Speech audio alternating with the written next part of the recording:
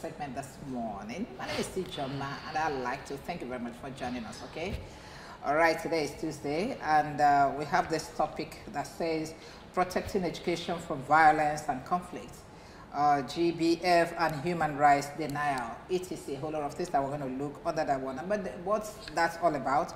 To commemorate the 2024 International Day to Protect Education from Attack. Okay, you now ask me, how do we protect education from attack? You're going to hear all this because I got an expert in education that is going to look at all this. She is Professor Ngozi Chuma Ude. Professor Ngozi Chuma Ude is the Commissioner for Education, Anambra State. Welcome you here, Prof. Hello, viewer.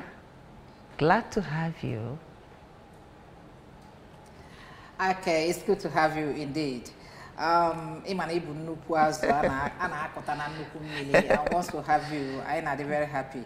So today we are going to look at all this because we know a lot of things that have been going on. Very soon, we want to first of all find out from you, kedu case no holidays. I don't know when can I go out during holidays and a whole lot of things. Can we have all this background before we get to what we have? Yes,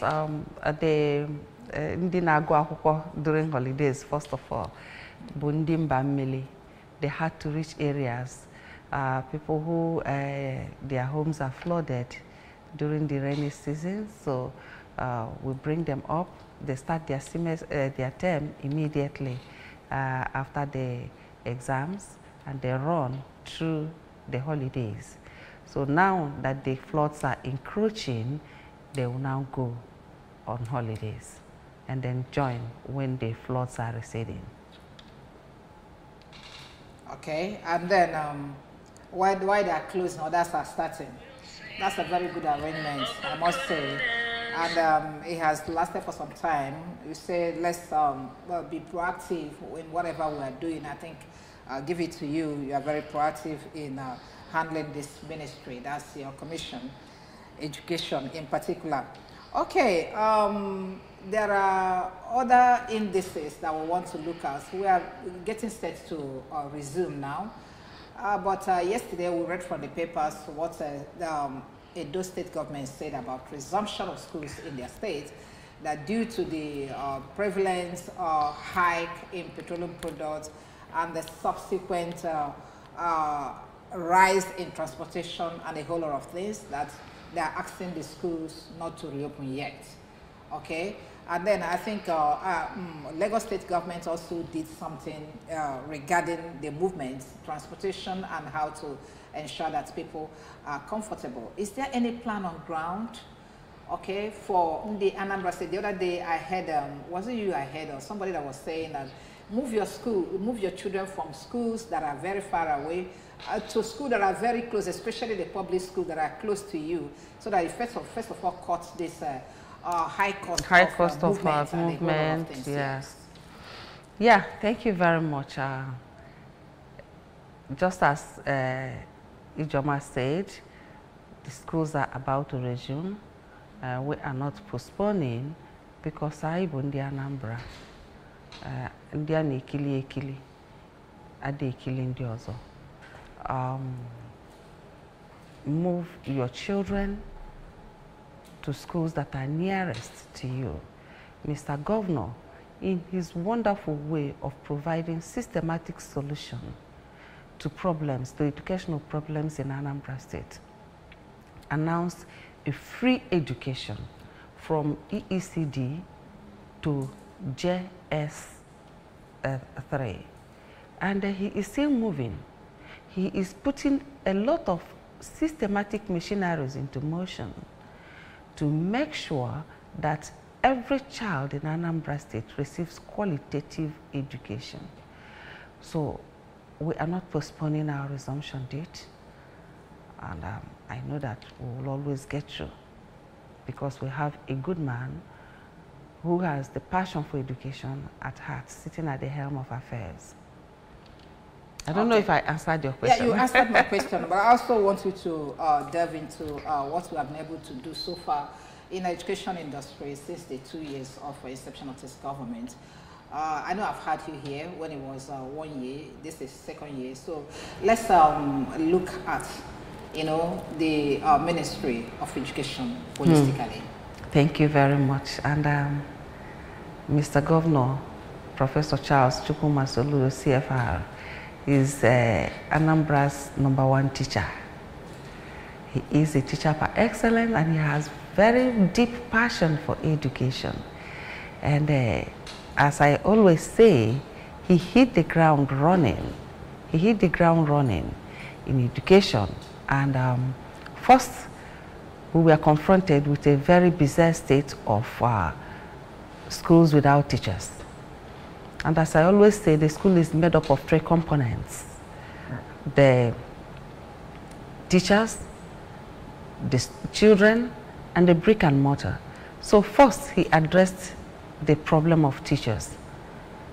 He ordered immediately for unemployment of 5,000 teachers that we already know, and the system for this employment was one of the most straightforward things that happened to Nigeria in recent times. The poor, the rich, everybody who is qualified to be a teacher in Anambra State got the job, irrespective of who you are, irrespective of class. Yes. Then it was like he was still aiming for something. He again ordered for the employment of another 2,500 teachers. Then he added again to this 2,005 another 115. Wow. Yes. So in all, the last batch of teachers were targeted for the hard-to-reach areas. These are people who, areas where when you send teachers there, the teachers may not be very comfortable, either because of tradition or because of the furtherness of the places. So the target for this last recruitment was the people who are qualified in that areas to teach. So they were employed to teach their own people. And there is something very wonderful about this employment of teachers. Mr. Governor did not just target balancing the equilibrium of teachers in the school system. He also targeted making sure that the teachers are available. That's availability of the teachers employed, their availability to render the services to which they were employed. So this caused the last employment whereby teachers from particular areas were sent to their own areas. So if you are bad, you carry your badness to your own kinsmen. If you are good, you display it to your own locality. And if you are truant, so be it with your people. So many people have been angling for transfers, but it was a stamped categorical statement that you serve amongst your own people. So for these people from the riverine, far to rich areas, we also employed their own people to teach them. So there will be no cases of the transportation is too far, is too much, the area is too far in. You are amongst your own people. So that is the idea. And I don't know if I answered your question. Yes, you have, but... yes, I'm still moving, because you were asking me what we have done so far in education. So that's just one. And it's just a necessity, according to Mr. Governor. Employing teachers is a necessity. It is not a very big deal for him, because he beat both the stipulations of the world, that's the WHO, when it comes to teacher-student teacher-pupil ratio. He beat it there. Then, for the Federal Ministry of Education in Nigeria, he also beat it. Really? So, yes, so we are balanced when it comes to teachers. Then, he spoke to the first segment of the school, that is the tripartite segment. The first one is the teachers, the second is the children. And he did, in a very marvelous way, he declared a truly free education for the children in Anambra, from nursery, that is what we call the ECCD, to JS3. It is free like free. Free in a sense that before we had what we have, a kind of seeming free education, but amidst this free education, a retinue of dues are paid. Orientation dues, the registration dues, file dues. Mr. Governor said, no more dues. No more dues of any kind. No more dues. So the child will just need to pick her bag and head to school. So that is the kind of free education Mr. Governor gave. And of course, you may ask me, or what are the impacts? Anambra State became a pilgrim ground.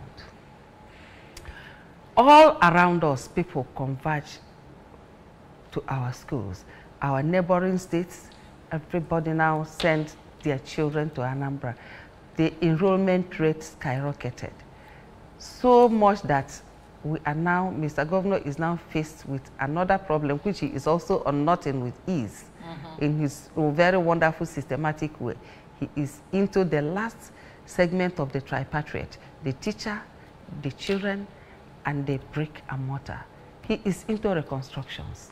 Remember, I told you that the school is made up of a tripartite. That is the teacher, the children, and the brick and mortar. That's the structures. So he is into reconstruction right now. And his intent is to lift every school in Anambra to a smart school. I've been saying, talking about this smart school since I resumed this office, and so many people will say, where is the smart school? It's a systematic thing.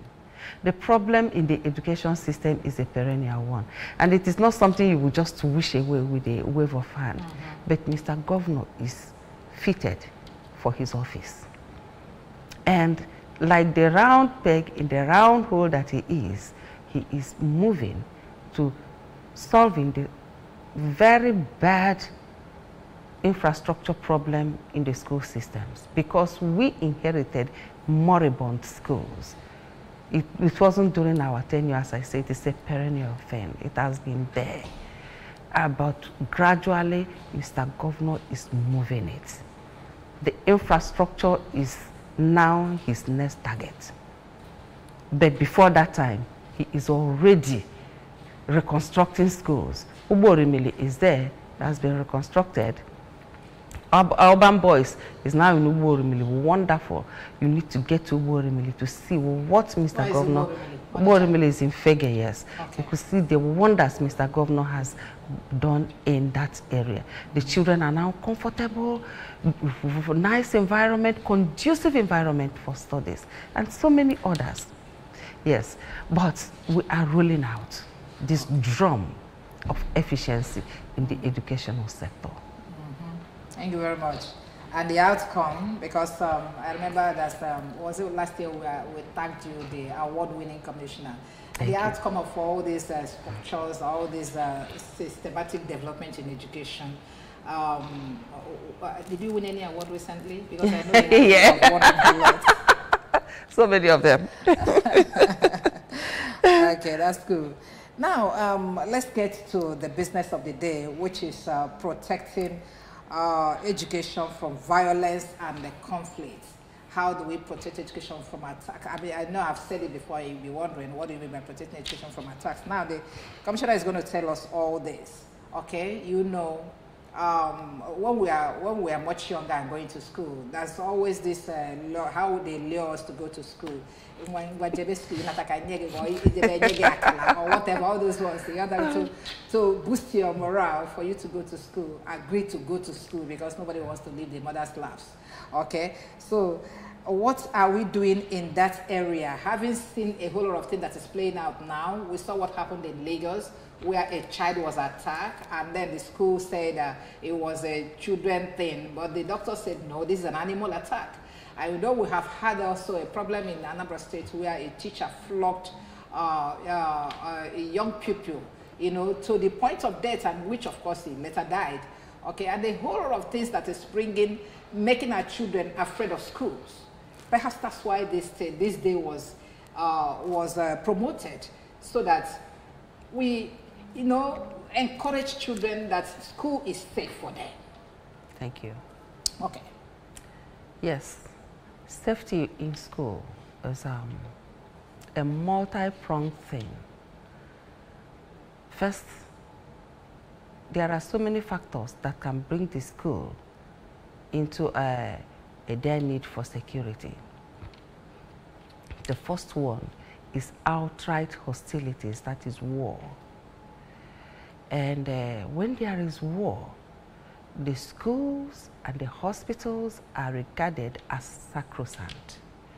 The school is a place where war should not, under any circumstances, get to. It is even in the edict of the United Nations that schools and hospitals should not be targeted during a war situation. That's one. Then, another area of violence which may affect education is the within factor. That is, 1, from the teacher, 2, from the peers, that is, from classmates, as bullies, and 3, from the general society, like a child coming back from school and running into some kind of evil people on the way. So, first of all, we talk about the teacher. Keeping children safe in school is also a kind of imbibing what we call the Safe School Initiative 6. So all these are involved in keeping the children safe. The first one is the teacher. First, the teacher should be psychologically molded to handle the children. Teaching is not just any other profession. Teaching is a divine call. I always tell the teachers. Teaching is not that kind of job, just as Mr. Governor, Professor Charles Chukwuma Soludo, CFR, will tell you. It is not that kind of a job you will say, please, just no.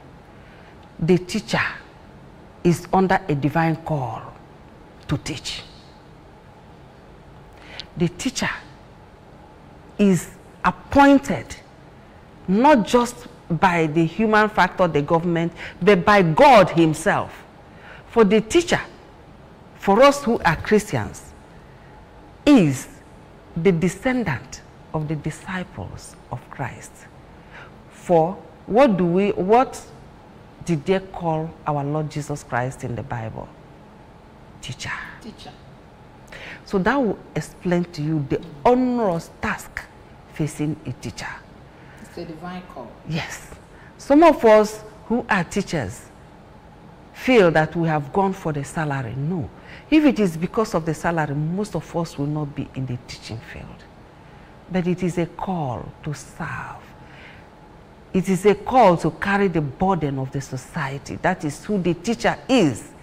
Ndibani jase na ogwolo onye nkuzi di n'enigwe. Onwe ife ndị gbofuru wee kwuenya. Oburo tata ka ebido kwubie. Ogwolo onye nkuzi di n'enigwe. Mana anyị na-asị ka enye tụkwa anyị nwa obele n'ụwa mgbe anyị si n'enigwe ka anyị. So that is just by the way. The teacher should be psychologically and educationally qualified to handle human beings. Somebody who is not psychologically balanced cannot be a teacher. And that is why I am always against flogging children. I have been a teacher since the age of 18. I have never flogged. But still, I have my students in line. So once you flog to a point of violence, you have become the enemy of the child. So the teacher should be psychologically informed, psychologically balanced, and academically informed to handle the child in the classroom situation and within the school space. Then we have to go back home, the parents. Just as we are chiding the teachers, do not flog a child because there are laws, there are rules. If you must administer the strokes of cane, there are rules. A committee will be set to determine the extent of the offense, And at the end of it all, the person who will administer the punishment will be set out, and the person who will be appointed to administer the punishment will be there. If it is 2 strokes of the cane, you give the 2 strokes and you sign. Based on the offense committed? Based on the offense committed. Really? You don't just catch a child and begin to flog and flog and flog as if the child is a Fulani cattle. Well, I have always told them that this is what it should be. This is what it should be. And of course, they know that I frown deeply at people manhandling children in Anambra State or anywhere at all. Yes. So for the parents, some parents are hostile. It's not just about hostility. I think the problem, the angst of the economic crunch bears down on everybody. Please be very careful. Something like that, so that you don't carry it out on an innocent child. Be kind to the children. Profess positively to your child. Some of us open our mouths in a very terrible way. We abuse the child, we call the child names, and at the end of it, we still expect the child. When you call a child a fool, you still expect the child to behave like it, to grow up into a normal human being, when you have already labeled your child a fool. So from home too, we are admonishing parents. You see why it should be so at home is that if you grow your child in violence, especially when the child knows that the father is violent every day, you beat up your wife in front of the children, you beat up the children with equanimity, and you push them out, they will visit this same violence on others. That's why children turn into bullies. In school, yes. In school. That's why they bully others. Yes, because they have already been trained in the fist confrontation. That is a way of life. There's a way of life. When you punch their mother may punch back or may not punch back. They will know that punching is a thing that should be done. They go out to punch others. Then it's a two-dimensional psychological problem. You can beat a child into submission such that the child becomes a coward. When others are beating him, he will also feel that that's how the world rolls.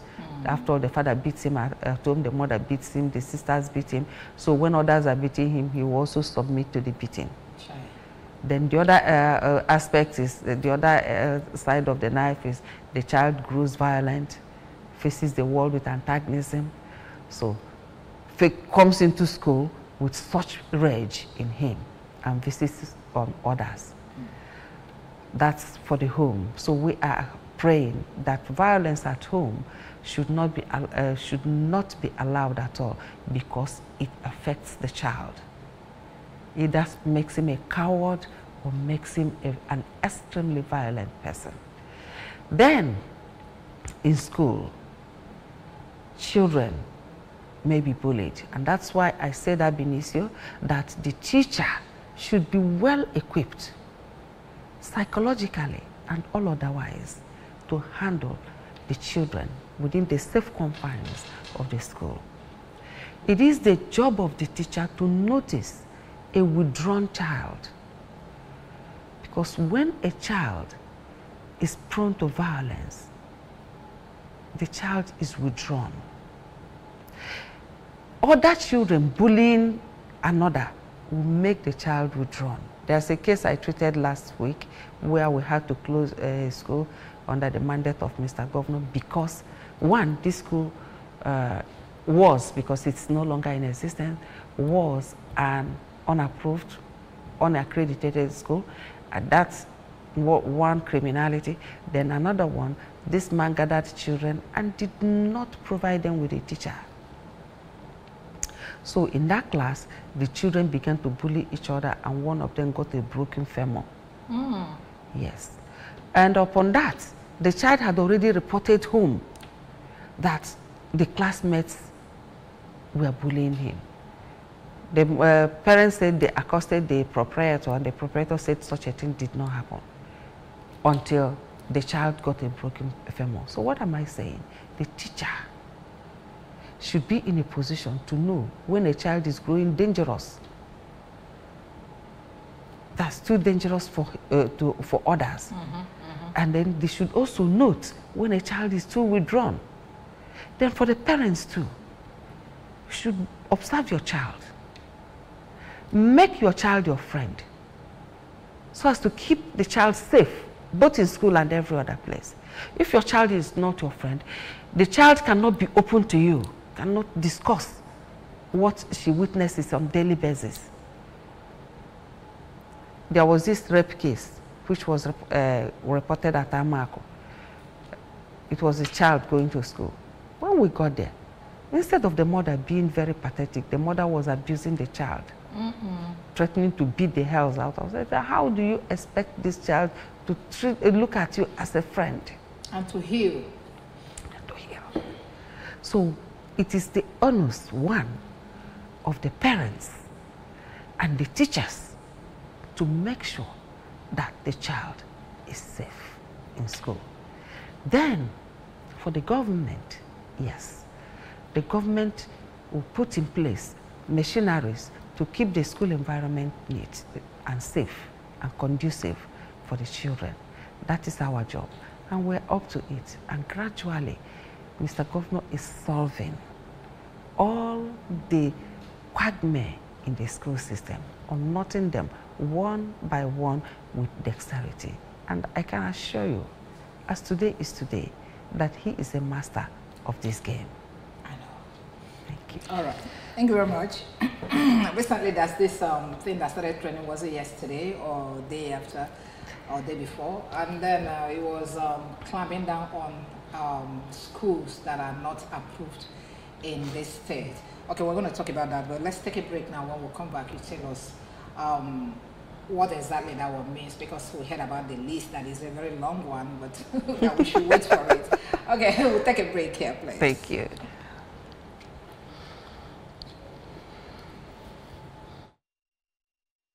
Any thriving society which fosters growth, innovation, and the advancement of human rights, but recent attacks on it have cast a shadow over the necessary pillar, with students and educators becoming direct targets. These violent acts, ranging from gender-based violence, abduction, and recruitment into armed groups, especially on northern Nigeria, to forced labor, not only threaten individual lives, but also the future of the entire communities. Here on the street of Anambra, we will get answers to the question, how can we address the alarming trend in order to ensure safety and empower space in education for us all? My name is Violet Chukwudozie.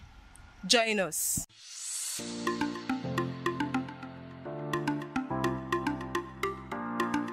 Violence on the education sector.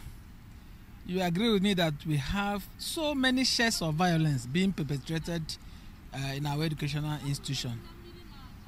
Right from primary school, through secondary school to the tertiary level. In primary school, we have the cases of teachers who are pedophilias. What they do is that when you send little children to them, they defy them. And then at secondary level, we have secondary school teachers who do not understand the essence of education, the essence of being a teacher. They don't know that a teacher stands in loco parentis to the students, and they perpetrate all sorts of impunity. Even stories of rape are rampant in secondary schools of today. And then when you get to the university, it's the worst. Story abounds where lecturers, for want of sex and other things, punish their students. So no matter how you look at it, you will see that violence to education is real, and then is a product of loss of values in the society. The first is from the home. The child is a product of the home. The parents should invest in their children to love peace and to be security conscious. The next is the school.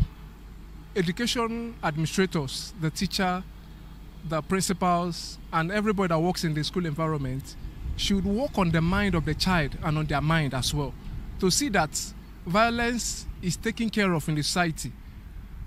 The teacher should be properly trained, and information and sensitization should be done. Children should be informed by their parents to report anything that is contrary. And the government, who is the chief custodian of the education, should monitor activities in schools, the kind of teachers that are recruited and the activities that goes on in the school. Then the media, as they are doing, should be commended, so that the news should be watched and people informed about the state of the affairs. Like Anambra, I think the commission is working hard in securing the schools. Governments need to really intervene in the fact that students need to go to school. Just like a girl child now. Girl childs are not even safe. They're not safe from rape, they're not safe from kidnappers, and they're not even safe from their own fellow students. Like, who all hear about students killing their own fellow students? Like, why would such be happening? What brought about such? How is government really trying to help students, especially girl child, to contain all these things? Because it's not even advisable. I can't even allow my own girl child to go to public school any longer, because the fears are all much. Is it from the male students? Is it from the kidnappers? Is it from a whole lot of things? Can government really help us? Violence from unknown gunmen, violence against about kidnappers, actions and all that. This affected our educational system, particularly the school children.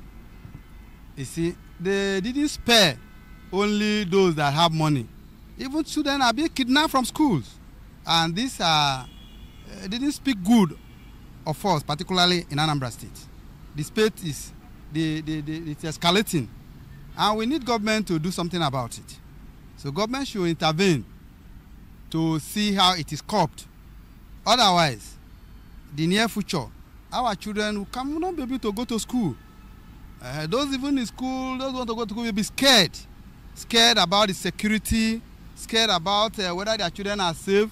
There came a time on the day in the afternoon when they say people should come and pick their children in school. Everybody running helter-skelter. These are security issues. The government are trying, but they will always do their best. But first of all, they need to increase the securities in school. You understand? Because I will go to a school of young people, and I will be seeing an old man at the gate. That's no security.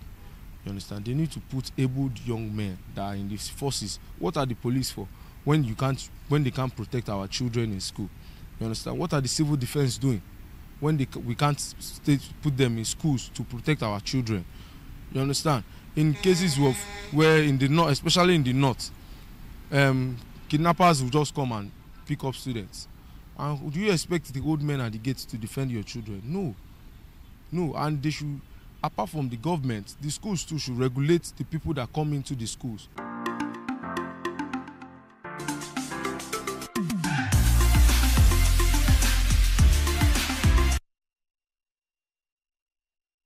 Good to have you back. It is still Good Morning Anambra. This Tuesday that we caught a big fish from a big river to talk to us on educational system in the state. And she is Professor Ngozi Chuma Ude. Prof, you're still welcome to the program. Thank you. Okay, and you remember we are looking at protecting education from violence and conflict. And yes. This is to commemorate the 2024 International Day to Protect Education from Attacks. You have heard what people that we talked to on the street said. And we're going to leverage on that now to find out what the government is doing or the education ministry is doing when it comes to security. First of all, I know that when we were writing WAEC, there was this insecurity here and there. There was this threat about maybe sit at home or whatever, you know, and which people were, you know, asking, would it be possible for our children to write WAEC? So I'm going to ask the commissioner now to tell us how they navigated that turbulent waters and got us to where we are today, the WAEC and the NICU. Oh, well, I can only say there are as many styles as there are good teachers. Mm-hmm. I am a teacher.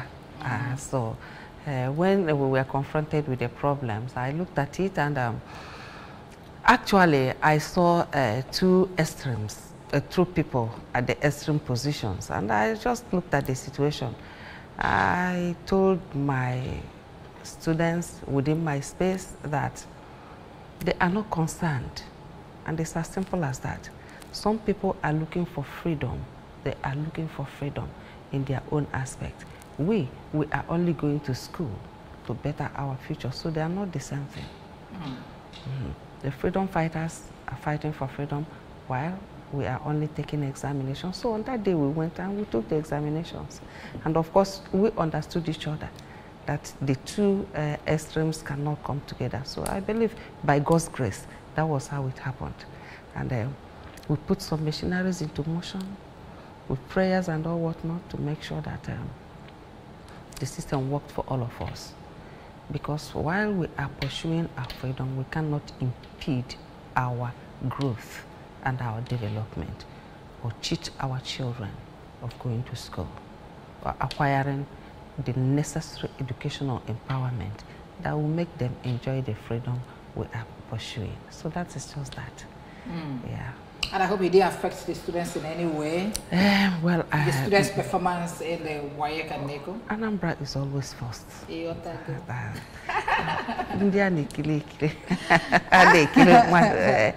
Anambra is always first. The NECO national chairperson was with us, and he said something very significant. He said that in the NECO Special Science School at Abuja, that 32% of the candidates came from Anambra. Now, if you get 100% for all the for the nation, and you take out 32, the rest is for the others. And the rest is shared among 35 states. Then he also said something very, very wonderful, because they brought an award. NECO National brought an award to my office. Wow. Yes. So they said that when they checked the female candidates, Anambra came best. When they checked the male candidates, performance of the male candidates, Anambra came first. Wow. Then when they checked overall, Anambra was not found wanting. Oh my God, this is good. So I give all the glory to God and the praises to Mr. Governor, Professor Charles Chukwumasolu, the CFR. Yes, we are talking about safe school, and I am telling you and I am assuring you that by the special grace of God, ndị Anambra na akwụkwọ bụ ezigbo ife. Nwere onye ọbụla ma ogbenye ma ọgaranya chọọ ka nwa ya jee akwụkwọ. Nwere onye ga-afụsị ụlọ akwụkwọ jebe ọgụ n'ime na-eje na nwa ife edebe n'ụlọ akwụkwọ. So, but to protect our children, machineries are put in motion for the security of the children. That is all we can say. Very, very important. Okay, I've not had you since the case of that young lady that beat, was it in our both family, or I think Okanot? Yes, so Okanot. How was it handled eventually? The woman was sent to jail. I let the child eventually die. The child died, yes, it's life imprisonment. So, yes, that's where we are. The woman is now at the prisons at Onitsha, serving a life jail term. Though she may appeal, I don't know if she appealed, but that was the sentence given to her. Okay, and this is a warning signal to teachers in the state that you don't just do anything you like and get away with it. You don't flog a child. With this government that we have in place now, no, it's not possible. Yes. And that school has been closed permanently. Look at that. Yes. Okay, it's a private school. Yes, it's a private school, and it's an unapproved private school. Now, let's get to unapproved schools. Like I told you, it's going to form the last point of our discussions when we come back. Yeah. So what happened? What informed this? Is this part of the decision? I mean, did this incident in that school form part of this decision to clamp down on unapproved schools in the state? Well, the Federal Ministry of Education actually have standards set for schools, for people who want to open up schools, to run private schools in Nigeria. And these same standards we brought down to Anambra with a little domestication. But whatever standards that we are putting in place is stipulated by the Federal Ministry of Education on the running of private schools.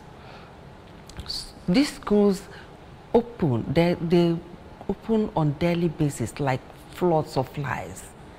Some of them in portrait places, in warehouses, in one-room apartments, and in very unconducive places.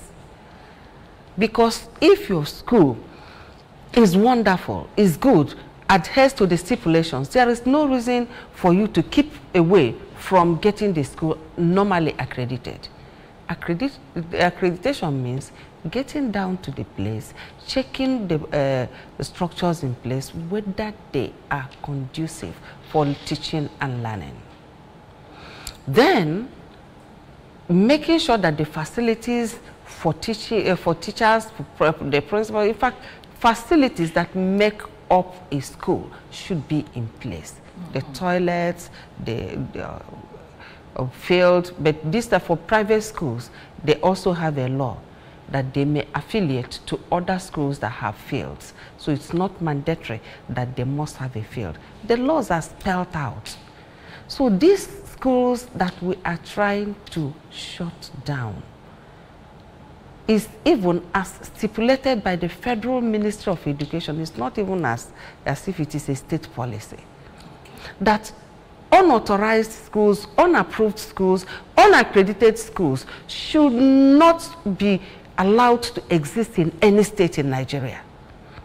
That is just it. So the essence of this accreditation is to make sure that the children are safe.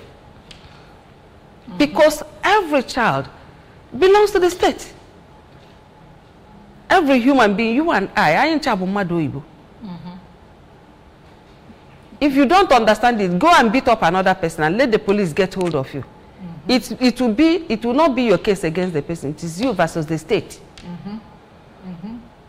So when you are outrightly trying to subjugate our children, put them in unconducive places or to learn, and a lot of other things, you are harming the state. So these are the things, these are the reasons why we call on these people to come forward and accredit your school. Let us know where our children are. Let us know the conditions you are putting them.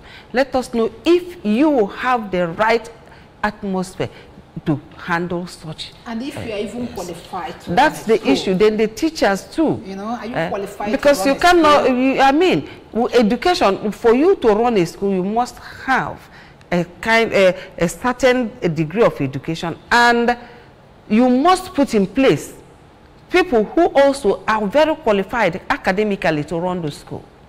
So that is the issue.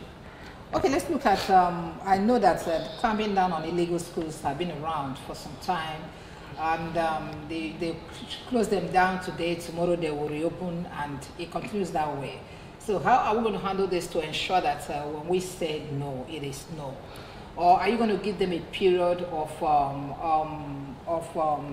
do I even put it, of improvement? If you improve, come back. We'll do it for you. Otherwise, we want to know why some schools are shut down this year, and the next, this month, the next 2-3 months that they reopen for schools again, for business. The thing is that we have never had the experience of a school shutting down and then reopening.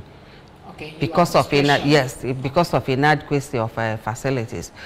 But the law allows 6 months interregnum, like when you shut down a school. The school will shut down for 6 months to allow the proprietor to put the necessary machineries into motion. That's what the law stipulates. But apart from that, you know, why are we shutting down the schools? We are shutting down the schools because they do not have the infrastructures, the right infrastructures to run a school. I just told you that the school is made up of a tripartite component, the teachers, the children, and the brick and mortar. We want to inspect the brick and mortar. We want to inspect the teachers. Are they qualified to teach? Do you have enough teachers for the children? Are the teachers well informed, as I said before, psychologically?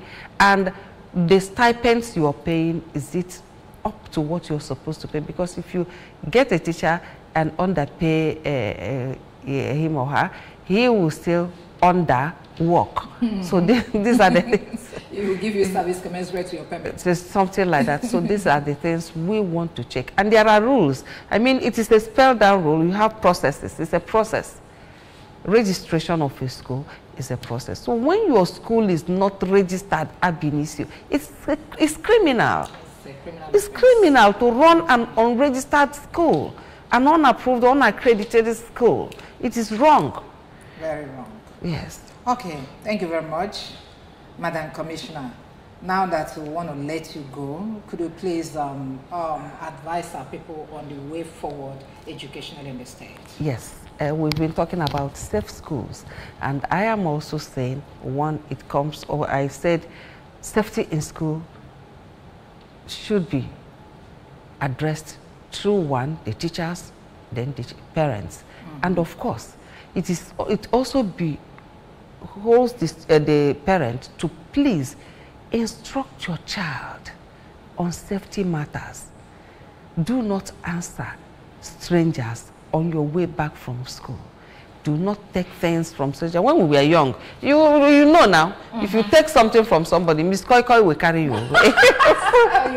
So there are, yes, if it sells something like you turn to chicken. So there are ways of impinging into the consciousness of the child that safety is paramount in life.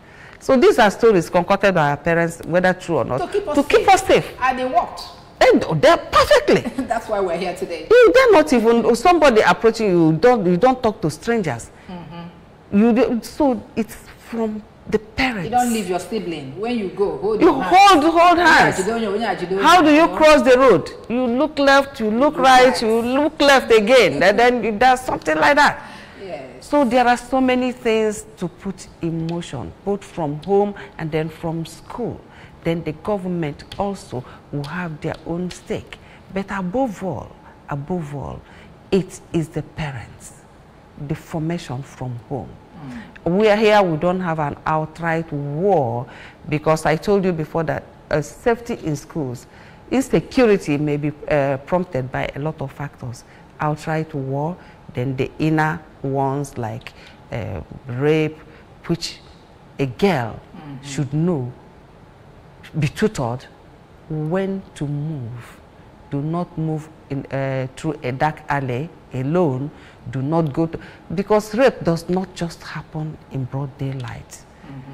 Though circumstances may differ, but there are factors that can be avoided. Don't send them out late. Yes. Now, once it's 7:38, you are sending a young girl to go and buy something. It's not safe. Moving through a dark alley in the night. Then you're coming back from school, move in groups. Or leaving a young girl in the hand of a young man as a teacher, as a home teacher. A home teacher or something like that. Class teacher. No, it never happens. It's not safe. It's not safe. Yes. But then, that does not mean that our young men are randy goods. But then, you have to, there are certain things that are avoidable. That's what we are saying. Until they start looking at every young girl as their young sister. Well, we wouldn't know that. I don't know whether they're looking at them as anything. But what I am saying is that there are certain things that should be avoided. And please let us avoid those things. Then for a child getting into the kidnappers, then, well, there are circumstances which are beyond human control. But I must tell you, there are ones that we, as human beings, are equipped with the intellect to control. So these ones, we can at least tutor our children, and the teachers should also help out. Somebody from the street just said something about flogging again. Let the teachers not carry the frustration of the economic crunch on the children. We don't carry out on the children, it's wrong. And do not treat a child with anger and animosity. Come to think of it, the child is not your peer in any way. He is under tutelage. You are standing loco parenti of this child. So treat the child as you would treat your own children. But then, not if you are the hostile type to your own children. Okay. Thank you very much, Madam Commissioner. Thank you. We looked at protecting education from violence and conflict.